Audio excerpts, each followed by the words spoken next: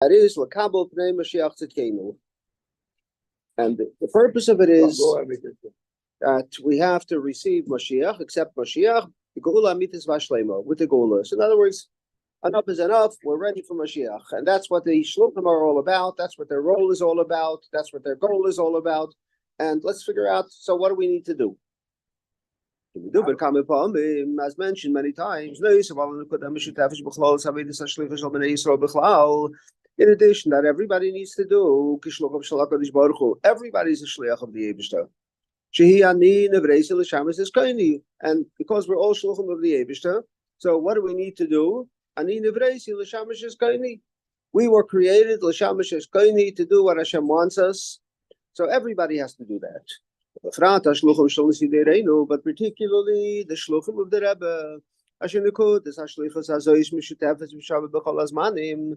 this shlichus that we need to do is equal all times. But from time to time, there's something new that is added in what needs to get done. Shlichus miyuchedes, a particular shlichus, as called in Yoni Ashlichus, which permeates everything that the shliach needs to do.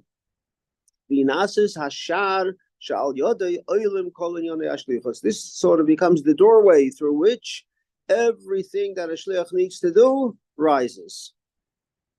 So certainly in today's day and age, and what we're going to be speaking about, what we're going to be speaking about is something that is a very general thing and a very basic thing and a very foundational thing in shlichus.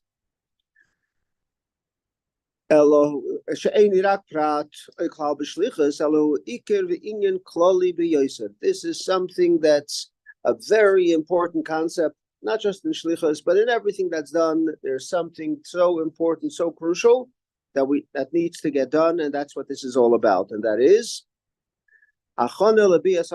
this is the preparation for Mashiach,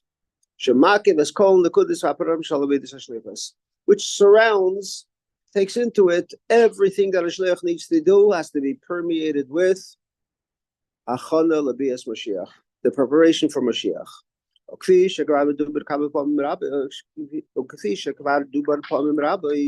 As has been mentioned already many times, the Rebbe says in the last few months, in the last few weeks, the Rebbe says this has been mentioned many times. Shall be Ados Chazal, as the Chazal have already taught us. It's already a Gemara. The Gemara in Sanhedrin tells us this. So this is goes way back when to the Gemara, and the Gemara already says Shekvar Kol Ukol Akitzim, that all the times that were appropriate for the coming of Mashiach have already passed. Deadlines that were the time for Mashiach to come. The Friedrich have already said Shekvar also Tshuva Gamkin.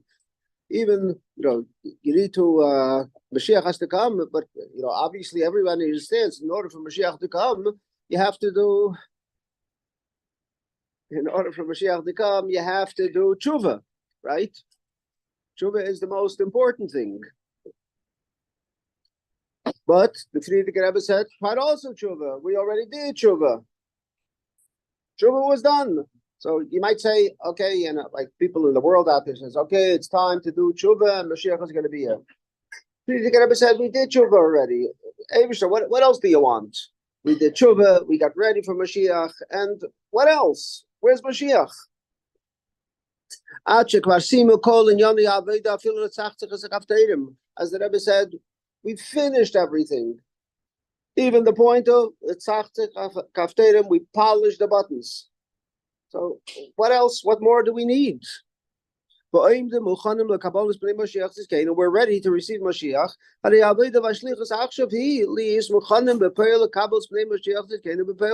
You just have to be ready. Fine, we did what you need to. Okay, knock on the door, come in. What else needs to be done? Everything has been done. So the question is, so what is our shlichus now? If everything has been done, we even prepared everything already, and we're just ready for Mashiach to enter the door, so what else do we need to do? So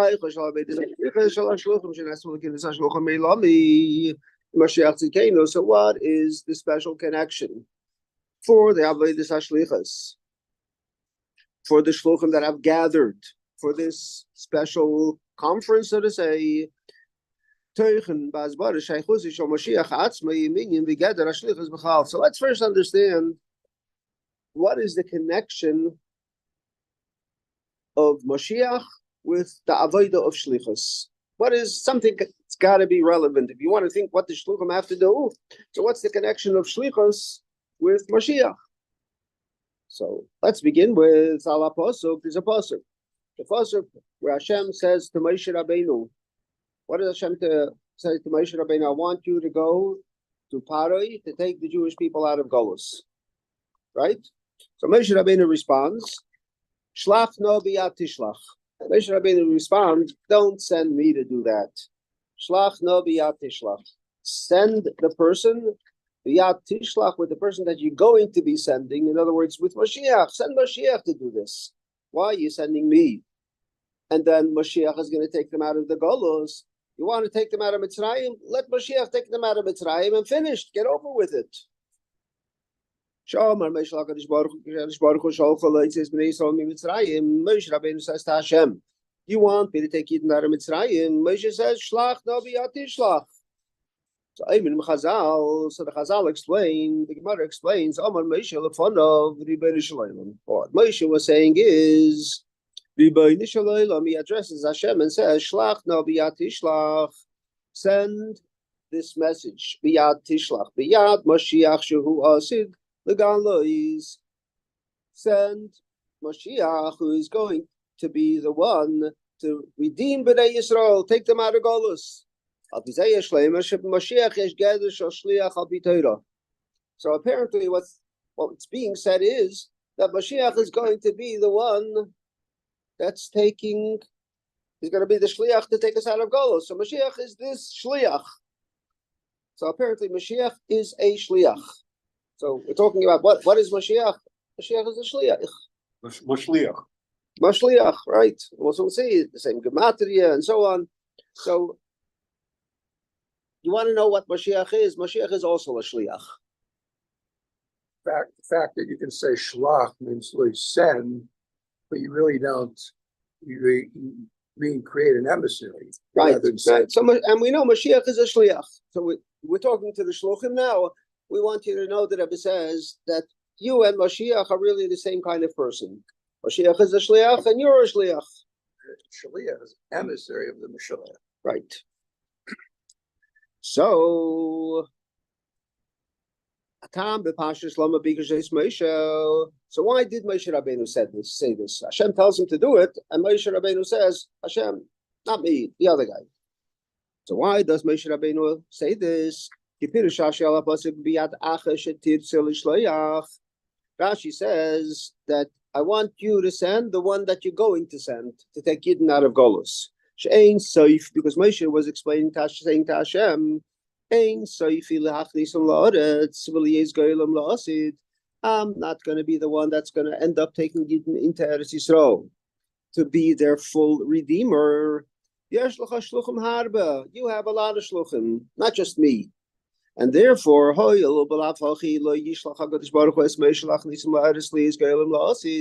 Moshe is saying to Hashem, you're not going to send me to be the one to take Yidden into Mitzrayim, into Eretz Yisrael. I know that. And therefore, but you're going to be sending somebody else, and that is Mashiach.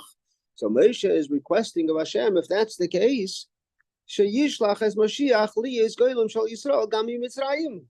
Send Mashiach now. Why do you have to have it as a two-step situation? First, I'm going to take them out of Mitzrayim, and then Mashiach is going to come to take them out of Golus into Eretz Yisrael. Send Mashiach right now. Let him take them from Mitzrayim directly into Eretz Yisrael. I don't understand what is gained over here by saying Yesh Lach Shluchim Harbeh. That Moshe is telling God, you have many shluchim. In reality, the point is, there's another shliach. His name is singular shliach who's coming in the future. What do you mean there's many? No, there's different shluchim for different jobs, right? Mm-hmm. But the job here is basically you want to take Yidden out of Golus. So this is really get it over with once and for all. That's what I understand the word. So but that's the point of it. You have a lot of shluchim, everybody has something else that needs to get done. But mine and Mashiach are very similar, taking Gittin out of Golos. So instead of having me and Mashiach, appoint Mashiach right now as the Shliach, and we'll go straight into Eretz Yisrael. That's what Moshe was saying. Each one to do a job. But that being the case, take Mashiach and let him do the job fully now. So it goes against it. So don't use other shluchim, just use one. Exactly. So especially for the same kind of job, which is taking Gittin out of Golos. So Abel Tzarech La'avin. So okay, so that's the explanation. That's what Moshe Rabbeinu was saying. Why are you sending me? You send Mashiach.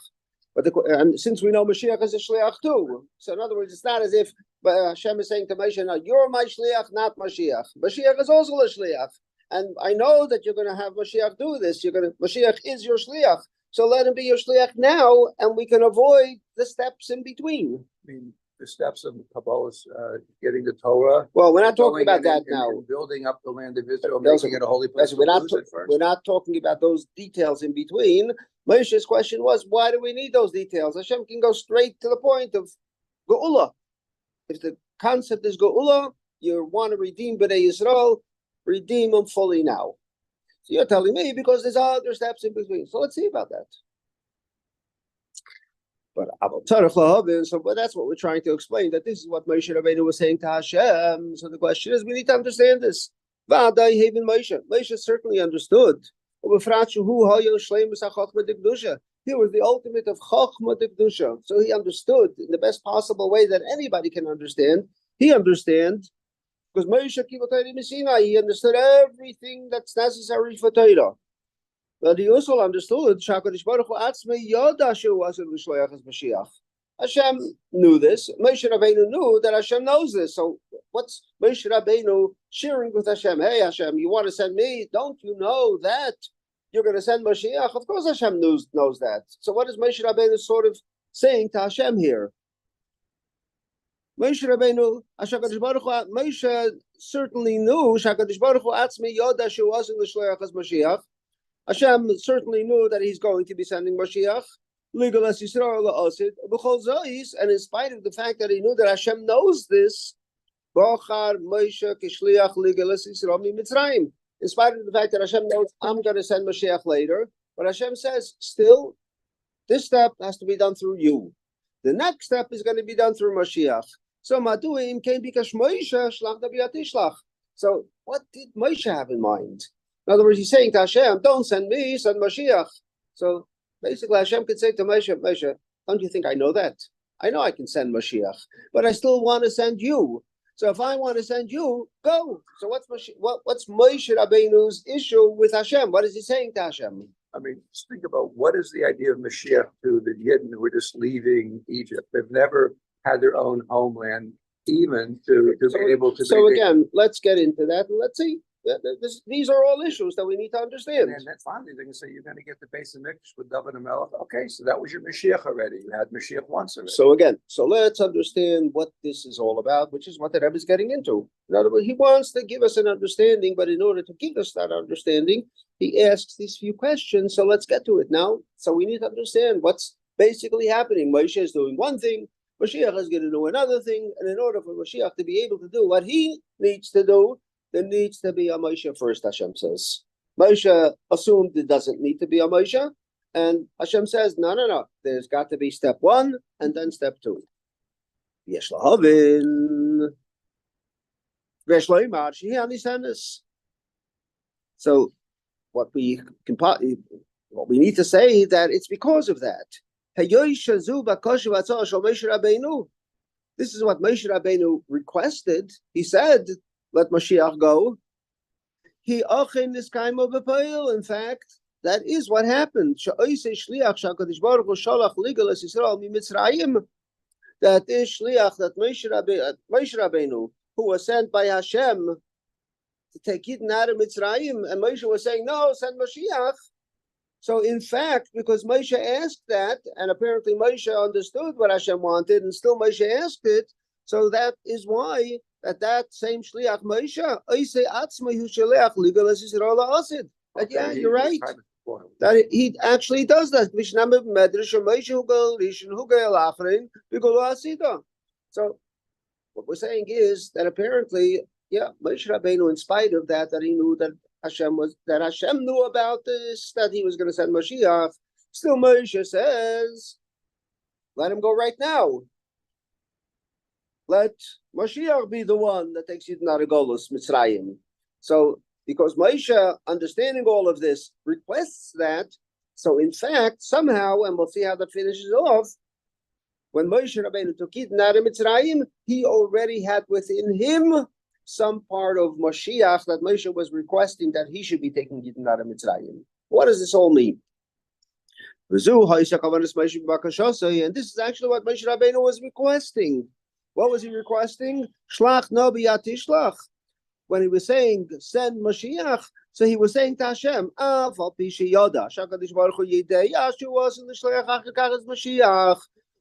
Moshe Rabbeinu knew that Hashem knows that he's going to send Mashiach. To make that connection between Moshe and Mashiach.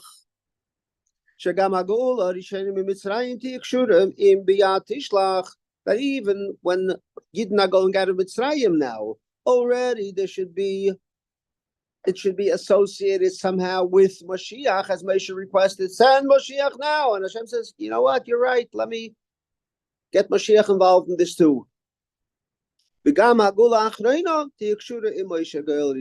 So somehow, and we're going to try to understand this, that what actually happened is Moshe was saying, when Hashem says to Moshe, you take Yidden out of Mitzrayim. Moshe says, let Mashiach take Yidden out of Mitzrayim. So what was basically happening here, Moshe was trying to understand, like, why the need for the two of them? And in fact, what did happen is, somehow, Moshe Rabbeinu, who Hashem chose to take Yidden out of Mitzrayim, and Mashiach, who was chosen to take Yidden out of Golus, somehow they're one of the same, really. They're really connected with one another, and each one, Mashiach has Moshe in him, Moshe has Mashiach in him, so each one is connected with one another. What does that mean? Although it seems like on the surface, Moshe and Mashiach are two separate people. There's Moshe Rabbeinu who took Yidden out of Mitzrayim. There's Mashiach who's taking Yidden out of Golus. There's two separate people. Moshe who Shevet Levi and Mashiach who Shevet Yehuda. They come from two different tribes. One is Shevet Levi, one is Shevet Yehuda. So they're obviously two separate people. They're two separate, independent people. Nevertheless, but the two of these, Moshe and Mashiach, somehow are united at the hip. They are connected with one another, and somehow they're one and of the same. What does that mean? So, so the Rebbe says we'll understand this, because what we're saying now is Moshe and Mashiach are really to get connected. So let's first understand what the concept of shlichus is, because we also said that Moshe was a shliach and Mashiach is a shliach.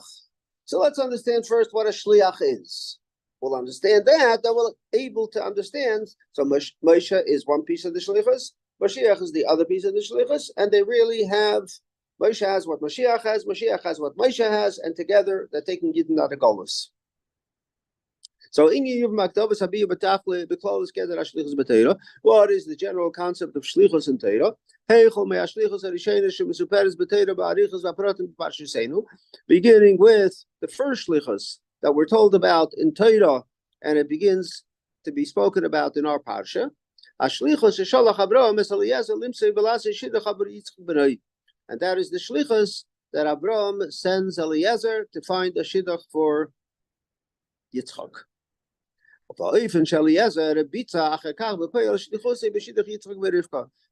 Abraham sends Yitzchak, and then Eliezer follows through in the shlichus that he was sent to do. So let's see what's going on over there. Which is the first shlichus? Who was the first shliach in the Torah? The first shliach in the Torah was Eliezer. Just like we have, who was the first the first person in the Torah that we find that was captured, that needed to be released, was Lot. He was a hostage. And Avraham Avinu goes to war, literally goes to war against 4 kings to release the first hostage. And he's successful. Second was his wife, I guess. But the first hostage release, the Torah tells us about last week's Parsha. So we had the first, so apparently it happens in stages. Israel, Eretz Yisrael also released their first hostage, and then they conquer all the kingdoms that are up to fight B'nai Yisrael. Light was captured. Light. His nephew. So A lot problem. yes, makom lachir together within ashlichus. So let's understand what the concept of a shliach is, particularly the shlichus of Eliezer b'kiyum divrei Avraham Elov. What is that Eliezer did in following through in what Avraham says to Eliezer? Avraham says to Eliezer, what does he say to him? V'lokachta isha libni li Yitzchak. Avraham says to Eliezer, I want you to take a wife libni li Yitzchak, for my son Yitzchak.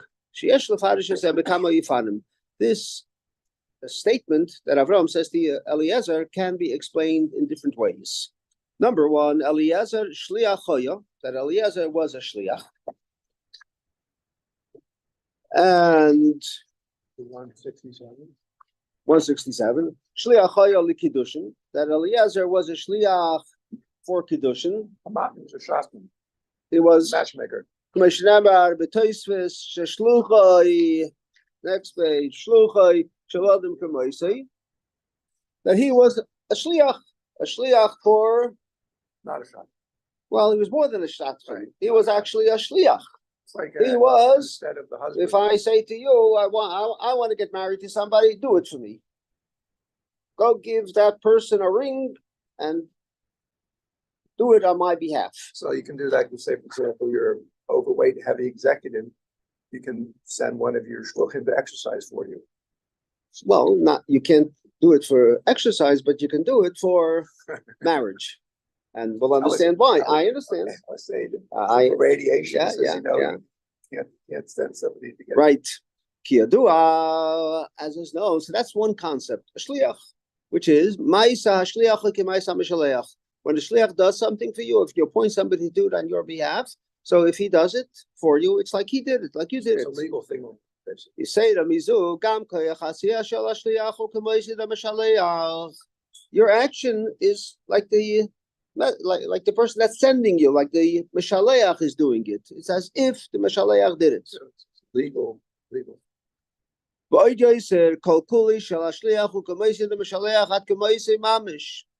So that's one concept that Abraham said to Eliezer, I want you to do something on my behalf. Do it. So my joke is still a question, though. But and it's still an answer that no, it doesn't work. But why? But yeah, but think technically now that you just put up this level that you're mamish like the person, but it doesn't work. Just like you can't eat for the person, you don't send the shliach to eat for you. You don't send the person to get rid of the food that you ate. Right? Right. If you want to tell him to exercise, then you can tell him also to eat for you. And you won't tell him to eat for you, don't tell him to exercise for you. So that's one concept. The second concept of a shliach is Eliezer hoya beget the shatchen. Eliezer was like a shatchen. Do me a favor. I need to find a shidduch for my daughter or for my son. So I need you to do this. I'm busy now. So I want you to travel somewhere to Haran and find somebody for me. Or find so-and-so for me. Eliezer began a shatchen. Eliezer was like a shatchen. Limsei isha. Shotgun, yeah. Limsei isha liyitzchak v'leik shliach l'kedushin. What was the shlichus? The shlichus was limsei isha liyitzchak, to find a wife liyitzchak for Yitzchak. V'leik shliach l'kedushin, and it wasn't a shliach l'kedushin. It was a shliach limsei isha liyitzchak. Find both powers. First, you had to find them, and then you could say. But it's not both. It's either one or the other. So the question is, what is the situation here? Was he empowered to marry her on my behalf, or was he just empowered to find somebody on my behalf? What's that? Why can't you assume both? Well, because it's two different shlichus, and we don't have two shlichus in here. There's not a malach. Only a malach is limited. But here, Avram asks him to do something. What did he ask him to do? It doesn't say he asked him to do two things. He says he asked him to do something. Question is, what was this something? He appointed him as a shliach. What did he appoint him as a shliach? What is the Torah telling us he was appointed as a shliach for? To succeed. To get the that's what you're saying. But the Rebbe says, no, that's not what it is. He made him a shliach. He made him a shliach. What did he make him a shliach for? So you can say he made him a shliach to succeed. In other words, to do the marriage. Yeah. Or you can say, no, I just made him a shliach to find the wife that my son was going to marry. So let's see. Even you can only engage or you can't marry her. Well, let's see. Sure, nobody. Although a shatchen has the ability to do that, but a shatchen is not like a shliach. A shatchen is not kamoisei. A shatchen is not like me. It's another person. I ask you to do me a favor. I can even pay you for that favor. And what I want you to do is talk to so-and-so on behalf of me about maybe introducing my son to your daughter or something of that effect. So when it says Eliezer beget a shachan base, is that saying it's just a choice, it's not the right answer, or is it he was in that getter? So yes, so let's get into it. Yes, perhaps we can say it could be that Eliezer was not a shliach of Avraham, the kind of shliach that is kamoised, that is exactly like Avraham. Ella, what then was it? Kimitzias nefredes geshatchen. It was just like somebody outside of him, but he said to Avraham, said to Eliezer, I need for you to do me a favor. He was independent of Avraham, but do me a favor.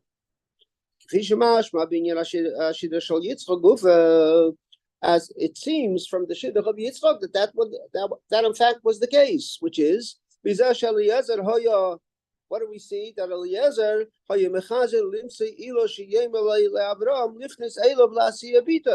we find that Eliezer was trying to find an opportunity that Avraham should say to him, you know what, if you can't find anybody, you know what, you can even, maybe your daughters will be okay. So in other words, Eliezer was the kind of person who Avraham instructed, find the shidduch for my son. So Eliezer was looking, and Eliezer was trying to find a way for Avraham to say, you know what, if you don't find anybody over there, maybe your daughter will be an option too. But he was just looking for somebody. So he was clearly a separate individual. So Amalei Avraham. So when Eliezer says that maybe my daughter, so Amalei Avraham says, "B'ni barach v'ata order." But no, your daughter and my son is not a shidduch. Speak to him, please. The ein order midabik v'barach. This doesnand work. Eliezer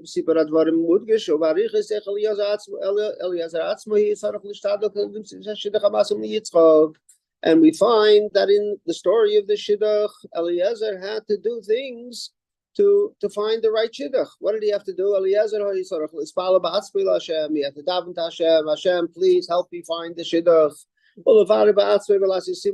And he had to confirm that this is the right shidduch.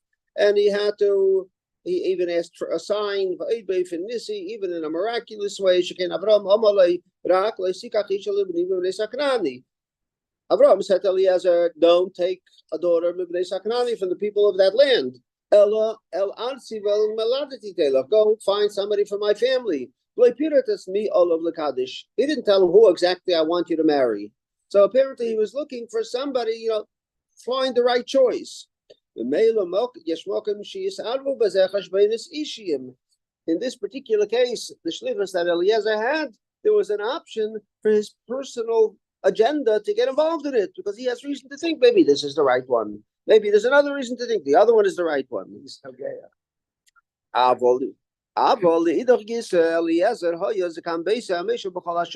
the one hand, he seems like an outsider being asked to do something. But on the other hand, we find Eliezer he sort of was in charge of everything of Avram's. Shemoishel b'teiras rabbi, v'deilo mashke b'teiras rabbi la'acherim. He was the one that was in charge of anything that Avraham had. Avraham said, "You got it."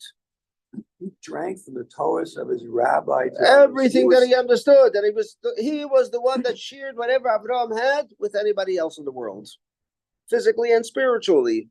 Be'eved Avraham, asher eved melech melech. He was an eved of Avraham. He was a servant of Avraham, and there's an expression, eved melech melech. A servant of a melech is just like a king. And even in the fulfillment of what Avraham told him to do, take a wife for my son. Eliezer does exactly what Avraham tells him to do. But you say to me, Avraham makes him swear that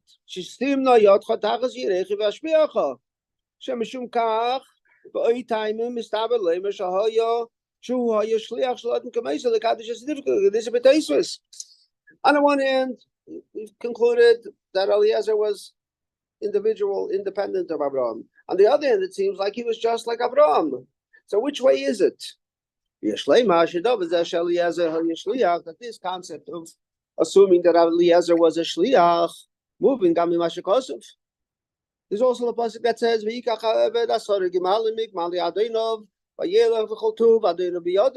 says that Eliezer, when he went to find Rivka, he takes 10 donkeys full with all kinds of goodies, and the that Eliezer had sort of a contract that anything Abraham has, he owns. And he was given the ability to do whatever he wants with everything that Abraham owns. He didn't have to have special permission for it because he was just like Abraham. He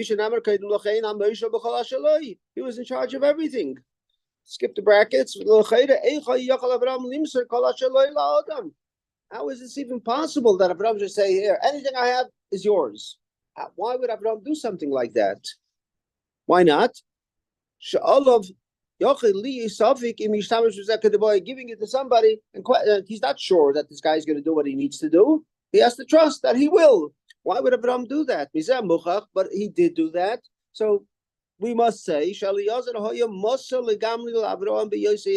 must say Abraham had so much trust in Eliezer that he was totally dedicated to him. He had no question in his mind that he was going to do anything that Abraham didn't want. So when Abraham decides to send Eliezer to make a shidduch, he wasn't just a shatchen who is an independent character. He was like a shliach who is like Abraham. Since he was exactly like Abraham, so Abraham had trust. I can give him everything and I have no worry. So on the one hand, we think he was a separate guy. On the other hand, he's got to be the same guy. So which way is it? Okay, so does that mean he can have an Eved could have been made into a shliach, or maybe the next door neighbor could have been made into a shliach? But in this case, here he was both an Eved and a shliach. Correct. He seemed to be using the fact that he could have been a shadchan to say he's a separate individual. We're using his avdus, his slavery, his as a plus. It actually is a definition of his shlichus. In this case, right. So which way is it? So Habir Bazeh. So the Rebbe says, so in order to understand this, Yuvan Bahagdom Shali Nisefles Klotz Kasha. The Rebbe says again, in order to understand, there's another question. What's the question? It says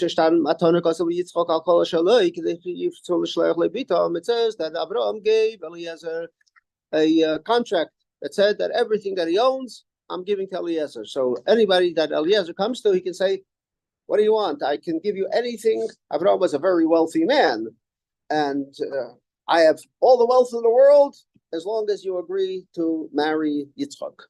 So question is, how did Abraham do that?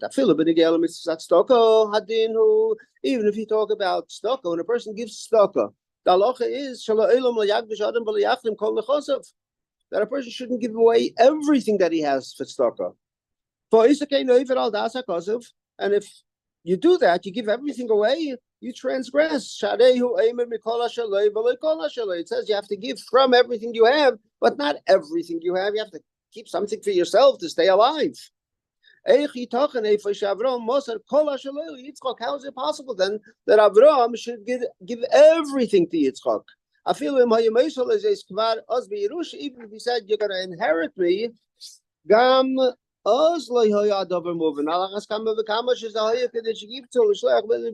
if you wanted to give it to him that you're going to inherit me. In this case, he didn't say you're going to inherit me. You can have it right now. And if the guy that you're going to want to marry is going to say, I want all you have, Abraham is going to literally be left with nothing. So how does that make sense? Even if he would have just given him the majority of things, that could have been okay. Also, Avraham was such a wealthy man. Why did he have to give him everything? He was a very wealthy man. In order to find somebody that's going to send his daughter, it would be enough to say, I have the majority of the wealth of my master. So what's the question? Especially Avraham was 140 years old then. He lived another 38 years, 35 years after that. So the question is, why would he give everything away? What's left for himself?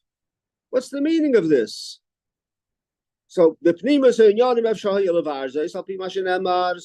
Alpi Pnimus you can explain perhaps because it says Yitzchak ben Avram hailed this Yitzchak, Lamer Chazal, plus upon Shal Yitzchak they will Avram that Avram and Yitzchak looked alike. She came Pnimus and Mavidasim Haim Hayu Davar Echad Vehem Shechechad because spiritually they were one end of the same and one continuity. But the question remains, how is it that Avram gave everything away? What was he left with? I don't understand why the Rebbe is saying that was Avraham giving everything away and saying, comparing that to tzedakah, because just the question doesn't make sense. If I have an employee and I say, listen, I want you to take my money and do what I should be doing with it, I don't look at it as even like I'm giving it to him to take for himself. That's not what he said. He didn't say, I want you to do with it whatever I would do with it. He said to him, it's all yours. That's what he said. He trusted him that he would do what he wanted him to do, but he gave it all away. Wasn't it for like a condition? Like if I would say, he basically said, separate, by the way, I'm just giving you everything. That's what he said. And then what's Yitzchak going to have? So that's the question. What's everybody going to have, and why did he do it? So why did Eliezer go? Could he have left? That is the question. That's exactly the question. I didn't understand why you're saying he gave it all away. Because the pasuk says so. Pasuk says that everything he had, he gave away to Eliezer. Period. What's that? Is it more of an agency rather than? No, he actually gave it to him. It became his property. Right. So now Eliezer's going. It looks different than saying, I have $1 billion in my bank account. I'm sending you off to fight a war. Here's my credit card. Has a full amount. Go fight the battle. So that's the way. That's the way you relate it to in that way. But what the Rebbe is saying, with Pashtus in the pasuk, it seems like Abraham is saying to Eliezer, anything I have is yours. Now go ahead. Since you own it all, now any place you come, whatever it is that you need, you have, and everybody knows you have the ability to have Abraham, again, this wealthy man, you have anything you want. So why? And you can take all that money and give it to the family of the shidduch, the family of this girl. So nobody's going to want to turn him down for that reason alone. And this cease being a shliach. Eliezer cease. No, he doesn't cease being a shliach because he still has to find the shlichus was to find the right girl. So before he sends him for the shlichus or along the way, he says, I'm giving you a shlichus. I want you to know I am giving you all my money. In order to complete it. Who was going to take care of Sarah? So that's the question. Why would he give away all the money? He should have said, I'm giving you all except. Doesn't say there's no exception here. So that's the question. He gives them all the money and they said, go find this shit out. Elliot says, that's going to cost me some money. Want to hand me some? Not if he makes a condition and says up front I'm giving it to you so that it's yours. No, but what? There's a concept of I give it to you on conditional that it's not mine.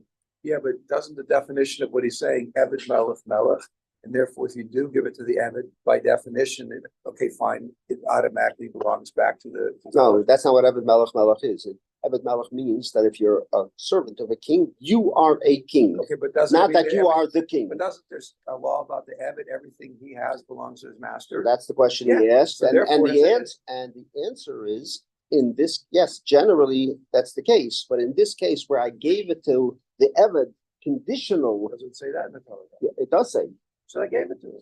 No, but obviously he gave it to him conditional because he wanted everybody to know that he can do it. You know, if he's going to say, listen, I have all this money, I have to double check just to be sure that this is what they want. And Abraham wanted, nobody should have any questions. This is yours. I show up somewhere. You have money. What do you want to offer me? Anything you want, I have. This is all mine. It's all mine if Abraham agrees to But it. Abraham already proved that he was that loyal. We just said that he everything did his master. Right. So that's why he was a. That's why he was a. Can't change it. Yeah, he can't change, and he's not changing his Matthias. So by definition, everything that he has from his master, since he didn't lose his Matthias, So again, his master. Even though as a rule that's the case, but he can still give the Eved something. It's just like, when a wife gets something.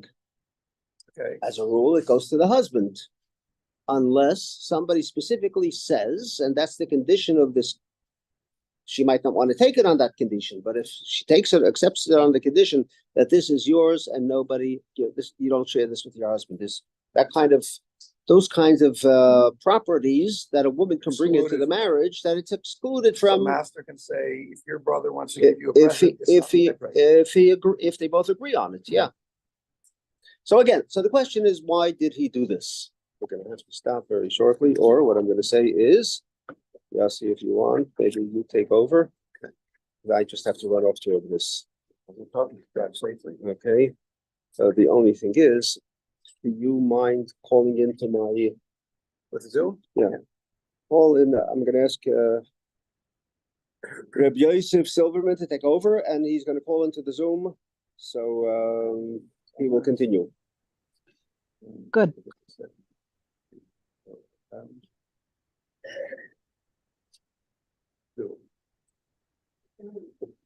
You get it? I'm getting the wrap up. You join a meeting, and then what's the meeting ID? What's the meeting ID? Chayei, do you know? 1 second. Let me send it. You sending it to me or to Yossi Silverman? I will send it to you. Okay. And Probably some few numbers. I'll key it in or something. You know what? I think Oh, 758.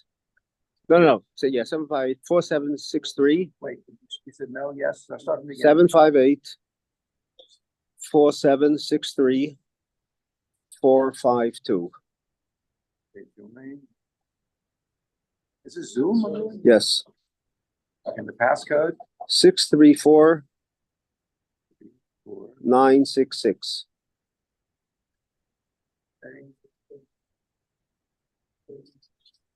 Got it? Hey, join. Big live stream. Got it. Yeah, you should. Oh, you're on. There you Okay. Yasher Koyach. Wait, audio. Wi-Fi is audio. Okay. Where are we at, Sam? We're Abir was a start download. No, actually, no, sorry. Hey, you're right. 173. Could leave your stand somewhere? You could just put it into my desk, into my okay.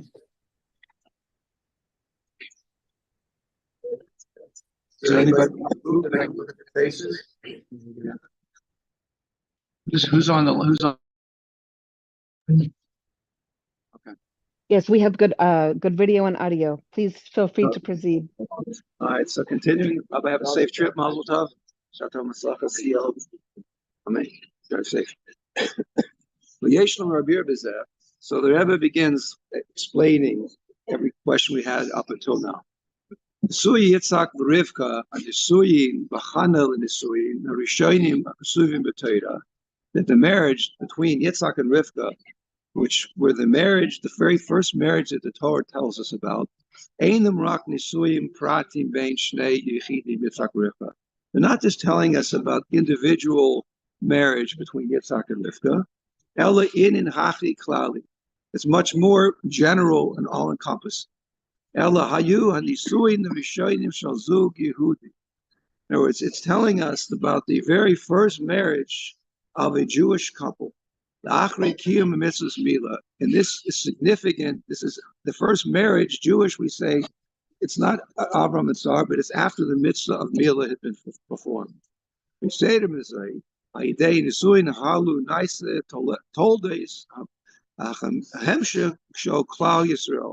it's more important, it's that from the result of this marriage, the offspring of this continues the entire Jewish people. Kloimer, to say, Noisef al Nisuyim Pratim Bein Yitzhak Rivka, Misbatim Nisuyehim Es Nisuyim Shel Klal Yisrael. So what's really expressed here is not just the individual marriage between Yitzhak and Rivka, but really the marriage of Klal Yisrael is being expressed over here. So this is what this means. And the Nisuyin Halu Habiu as Hatodas Yafshiru as a Hemshech Akiyum Am Yisrael Atzov Kol Dayers. The significance of that is that what we see over here, establishing the building of the Jewish people that will last for all the generations.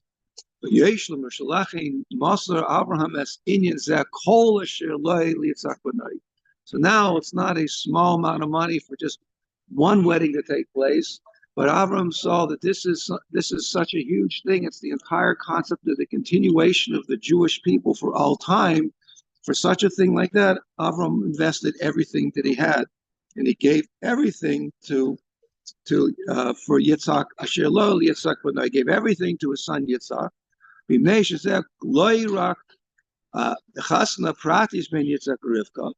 he's giving everything to Yitzhak. We're saying when he was giving it to Eliezer, but he was giving it to Yitzhak. That this is a chasna particular for Yitzhak. This is not just a particular chasna for Yitzhak. Ela nisuin shel klal Yisrael. He said this is a marriage for all Israel. V'meila zeh gam negeh b'chol inyan shel Avram asmei. And being that this is now relating to all the Jewish people, this is as deep of an aspect of Avraham that you can get. And this is because Avraham was the very first of the Jewish people, the first Jew. And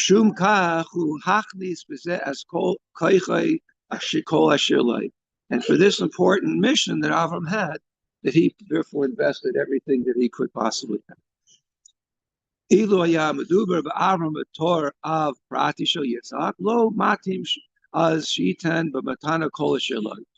we were just looking, this was this Avram, the individual, then the question about why would he gave the money to Yitzhak, why would he give everything, his billions of fortune? It's not looking at it from that perspective, but it's looking at it as something much more impactful that impacts the entire future of the Jewish people from that point. Whereas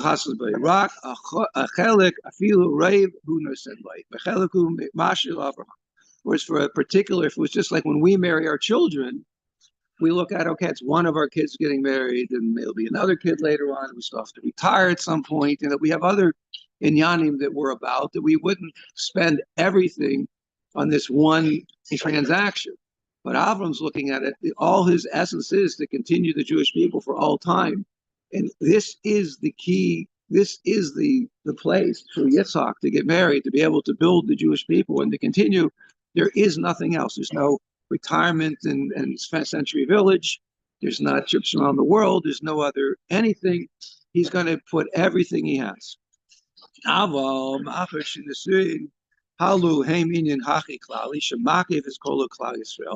we're saying, since this marriage is so important, so all-encompassing of all the Jewish people, this is the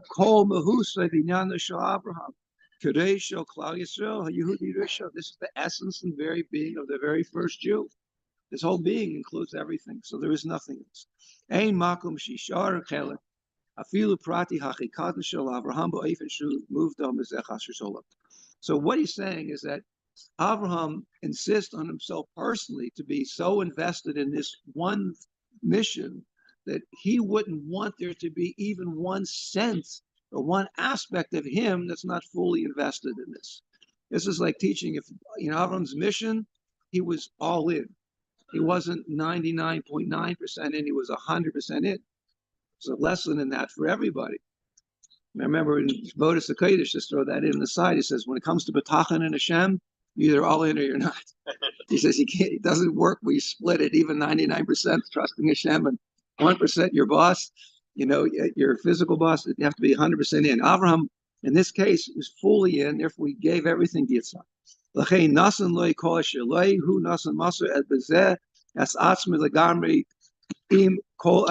Therefore he gave everything that he had. And his suyin ba'im da'achu b'keicha shel Avraham. Avraham holy is Yitzhak, mal is Yitzhak, achar kach nasa shidduch b'foy al yidei shlicha shel Eliezer al yidei Avraham. So the main thing is the marriage itself came dafka, how? Through the power of Avraham. He says Avraham gave birth to Yitzhak and Yitzhak afterward. And then the shidduch happened through Eliezer, through Avraham. Therefore, he had to give everything to this.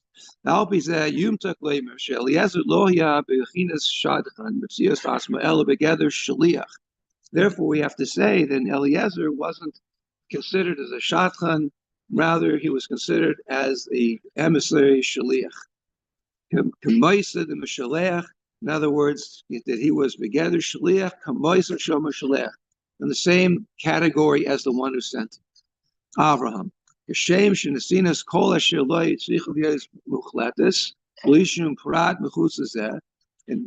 that the giving over everything had to be complete without any aspect outside of that,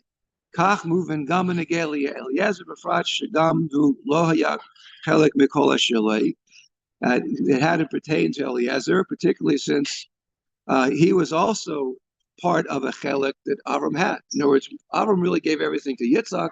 Eliezer is a part of Avraham, and therefore, as Eliezer is a part of Avraham, Eliezer's servant had to be fully involved as well. So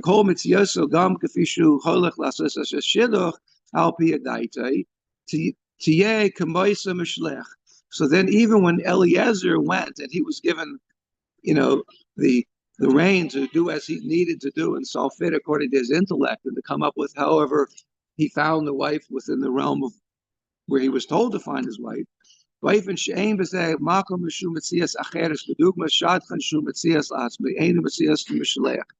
he's saying here that he has to prove, the Rebbe says that he's not a shadchan, but he's rather, even though he was more of the mishalech, a shaliach, who's in the category of the one who sent him. And therefore, the shaliach in this case had to be fully invested. Avram had to be fully invested. Why? Because this mission, the shidduch, was a paramount importance. I guess that's the highest you can say. Well, now in the Chassidus, to look at this story and say, okay, Abraham really wanted this shidduch to happen, and he gave a lot of money to a servant to bring about the marriage. That's not yet panimis. To explain, according to Chassidus, what we can see, the Lakutei Torah b'Seifa b'Parshas Bracha Mavorach v'Kudish Admor Zaken Shnisiyoi Yitzhak Rivka Heim Inyan Hachi Klali b'Torah. And so the Alter Rebbe brings the subject down between the marriage, and he says that the marriage between Yitzhak and Rivka is an Inyan Hachi Klali. And so it's a Klali, there's principles. This is like one of the highest principle aspects of Torah, that this marriage. The whole Seder Shtalshus, and for that matter, this principle extends to the entire creation. The holy Seder Shtalshus, this thing is there as well. Mashkef es klaus avedis Adam, yichud ma Yitzhak ban Rivka. Where do we see what's really going on according to Kabbalah? Don't just think this is a historical event, but this is the event of the Seder Shtalshus, which brings about the supernal unities that take place between Yichud Ma which is the Ma is one of the names of when you spell Hashem out to 45, as we see Pasach Eliyahu and Erev Shabbos, you spell Hashem's name with the olives, you spell with a different letter, and then you add up all the full spellings of the words themselves. Sometimes the gematria be 45, sometimes it's a 52. You get different variances. So it's the Yichud of Ma, which is Yitzhak, and Ban, which is Rivka. Okay, that's getting into Kabbalah. Shazel Yichud Shel Neshama Ma Ban. To put it more practically, that one represents the soul, and the other represents the physical body. But ultimately, we don't have bodies and souls separate. We bring about a perfect unity between the two opposites, and they become a living being. That's the unity of the soul and body. That's the unity of Ma and Ban. So call Yehudi. So every Jew experiences this. When you're in the Shabbos, in your body, you're getting revelation from Ma Ban in your existence. So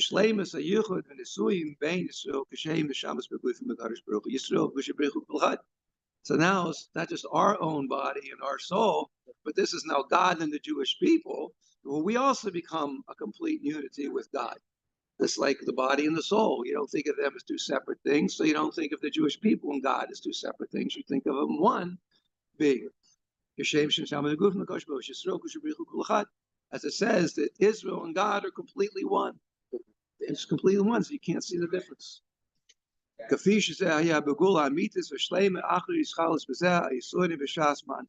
So we're able to see this again in the time of the immediate Geula, which happens from the time of Matan Torah.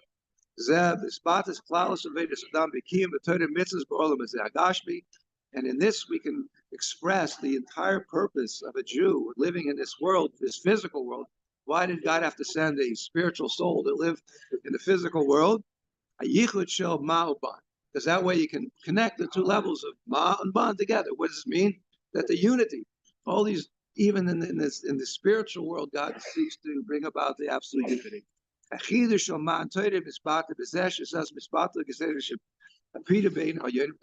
know the whole purpose of the world is to have matan Torah, giving of the Torah. What meant that the Ma'al-Ban aspect, that the spirituality of God will come down and be expressed into the physical together. So that's really, wow. We're not just talking about a marriage between Abraham and his children. We're just talking about the whole creation that God brought about, Ma'al-Ban.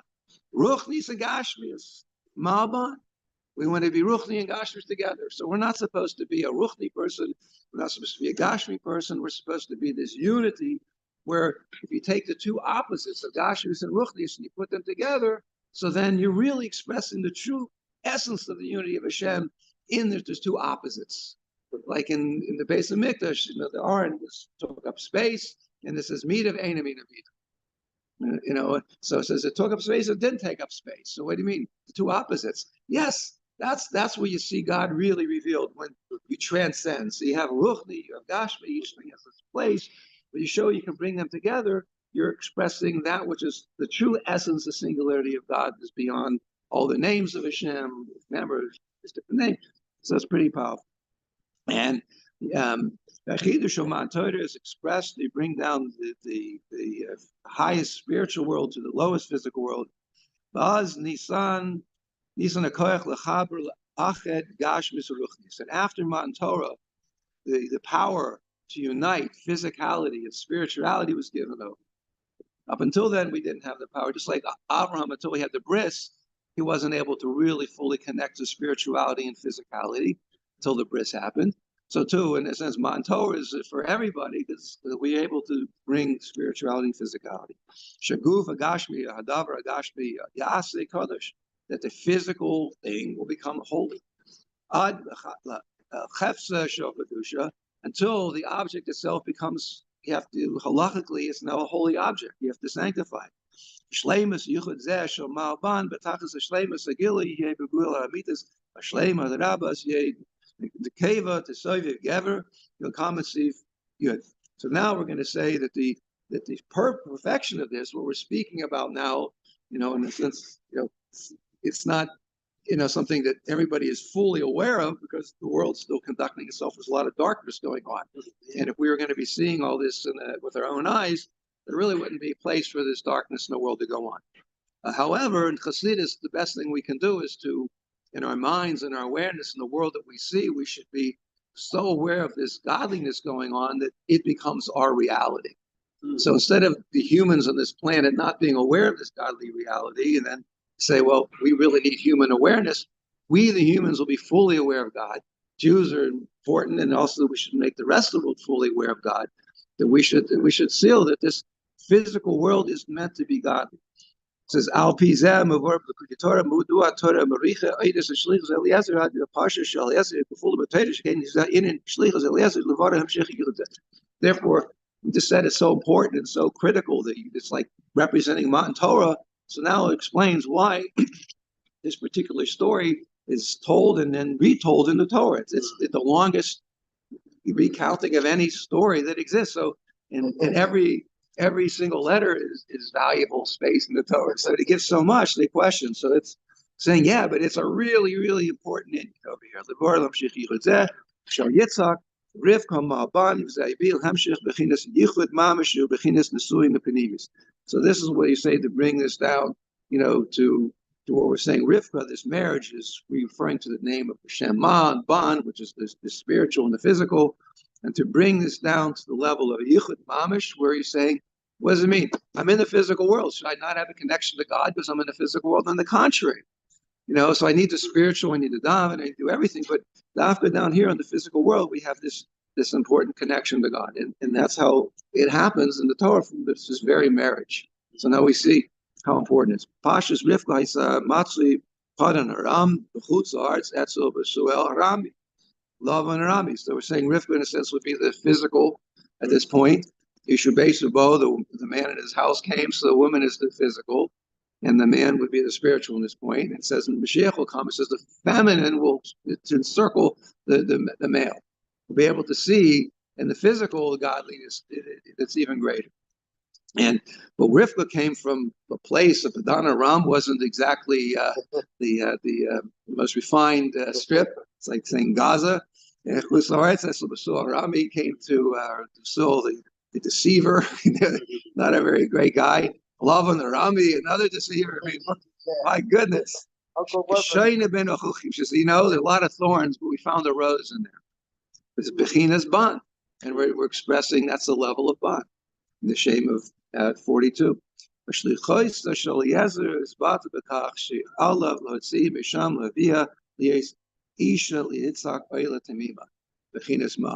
therefore, Dafku Eliezer had to go to the lowest place, and then bring from there a way to make a shidduch with Yitzhak.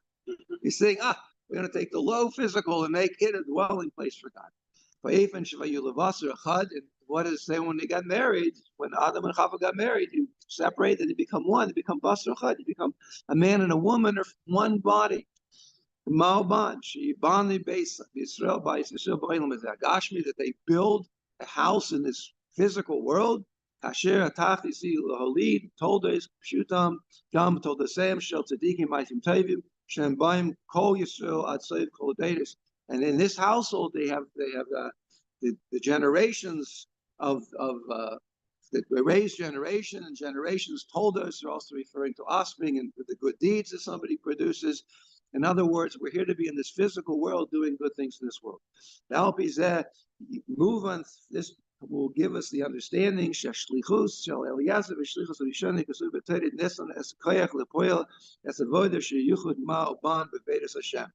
now we say, how do we go about connecting physical and spiritual levels of ma and ban and everything like that? Comes from this very shlichus that Eliezer was sent on. Kalba man Torah, it began from man Torah, Misham Zeh, Nimshach B'chol Izmani, B'chol Mekemis, Ad Shlemus, B'seh B'gula Mitzvah Shlema. And this is then we reach the root source that it comes to bring this unity. One half paragraph. Yeshua Moshe Shlichus Aklali Shal Eliezer, Mezes Gam Kein B'Masha Amor Eved Avram Manot. And therefore we can, going back, what does it mean, the shlichus? Because we're all shluchim of God to do the same thing. Is that Eliezer, he said, and it hints that he is Eved Avraham. I am a servant of Avraham. Yadua Shem Avram Achala Achana Manto. We know that with the preparation for Manto, which brings all this yuchad possible, the preparation began with Avraham. Zeh remez be'eved Abraham Anochi, b'yese eved Abraham yesh le'elezer koyach lepoya as a yichud shel ma'uban. And therefore, how could a servant go about bringing this tremendous spiritual, physical unity that's even higher? Because he was getting the power from Abraham. And how did a servant get the power from Abraham? By being an eved of Abraham. So this lowly servant was given this power.